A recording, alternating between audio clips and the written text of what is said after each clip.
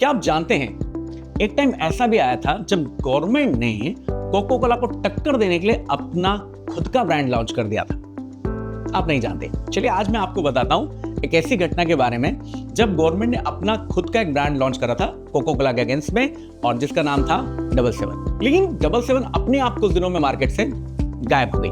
हुआ क्या, चलिए आज आपसे बात करते हैं इस बारे में। ये बात है 1977 की। इस समय इंडिया में पॉलिटिकल बहुत बड़े चेंजेस आए और गवर्नमेंट बदल गई। जो नई गवर्नमेंट आई उसने ये करा कि जितनी भी फॉरेन कंपनीज थी उनके रूल्स रेगुलेशन चेंजेस करे, कुछ स्ट्रिक्ट पॉलिसी लाई, और उसमें एक कंपनी थी कोको कोला। कोको कोला ने सीधे डिनाई कर दिया कि हम इस तरह के किसी भी रूल्स रेगुलेशन को नहीं मानेंगे, और कोको कोला चली गई विदाई देके भारत को। उसी समय गवर्नमेंट को लगा क्यों ना इतने बड़े मार्केट को कैप्चर करा जाए, अब लाते हैं हम हमारा खुद का कोल्ड ड्रिंक। और चूंकि बात थी 1977 की, तो कोल्ड ड्रिंक आई 777। नाम भी सिंबॉलिक था। 1977 की विक्ट्री को सेलिब्रेट करने के लिए करा गया था, और ये सारा काम गवर्नमेंट की अपनी जो कंपनियां थी उनको दिया गया। बट बिजनेस माइंडसेट नहीं था, सिर्फ इमोशन से, देशभक्ति से भरे हुए इमोशन। लेकिन आप भी जानते हैं कि बिजनेस सिर्फ इमोशन से बिल्कुल नहीं चलता। तो आप समझते हैं कि 777 फेल हुआ तो फेल हुआ क्यों।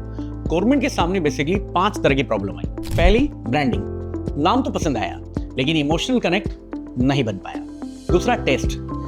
लोगों को कोको कोला के टेस्ट के अगेंस्ट में इसके टेस्ट में बिल्कुल पसंद नहीं आया, इस वजह से रीपर्चेसिंग हो ही नहीं पाई।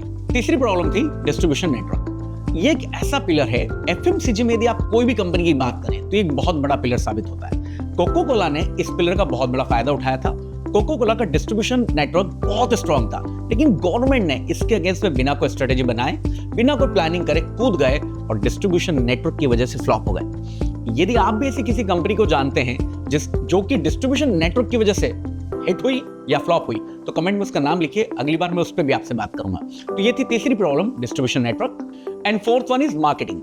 बड़ा इंपॉर्टेंट टूल है। बेसिकली हो क्या रहा था, जब 777 की मार्केटिंग टीम थी, कोई स्ट्रेटेजी नहीं थी, कोई प्लानिंग नहीं थी, तो धीरे धीरे ये हुआ कि मार्केट से 777 दिखना बंद हो गया। और वहीं पे जो कॉम्पिटिटर्स कंपनियां थी उनकी प्लानिंग स्ट्रांग थी, उनकी मार्केटिंग स्ट्रांग थी, तो वो विजुअल थे, दिखने लग गए और लोगों के सामने आने लग गए और ज्यादा जबान पे आने लग गए। बेसिकली 777 को सरकार सरकारी तरह से चलाने जा रही थी, जो कि पॉसिबल नहीं है। और जो सबसे बड़ा रीजन हुआ वो हुआ 1980। 1980 में गवर्नमेंट फिर से बदल गई। सारी गवर्नमेंट की पॉलिटिकल प्रायोरिटीज बदल चुकी थी और धीरे धीरे मार्केट से 777 भी गायब हो गया। Now will talk about conclusion. आज भी लोगों को लगता है कि एक अच्छा प्रोडक्ट ही मार्केट में सक्सेसफुल बना देता है, बट ऐसा नहीं है। लेकिन रियलिटी ये है कि किसी भी प्रोडक्ट को बड़ा बनाने के लिए branding, distribution, marketing and consistency, ये 4 ऐसे पिलर हैं जिसके बल पे कोई भी प्रोडक्ट अपने आप को बड़ा बना सकता है, कोई भी ब्रांड क्रिएट करी जा सकती है। आप भी चाहते हैं कि आगे भी इसी तरह की कई बिजनेस केस स्टडी में आपसे डिस्कशन करूं, तो बने रहिए हमारे साथ। और यदि आपके पास भी कोई आइडिया है तो मुझे कमेंट करिए, अगली बार उस पर भी बात करेंगे।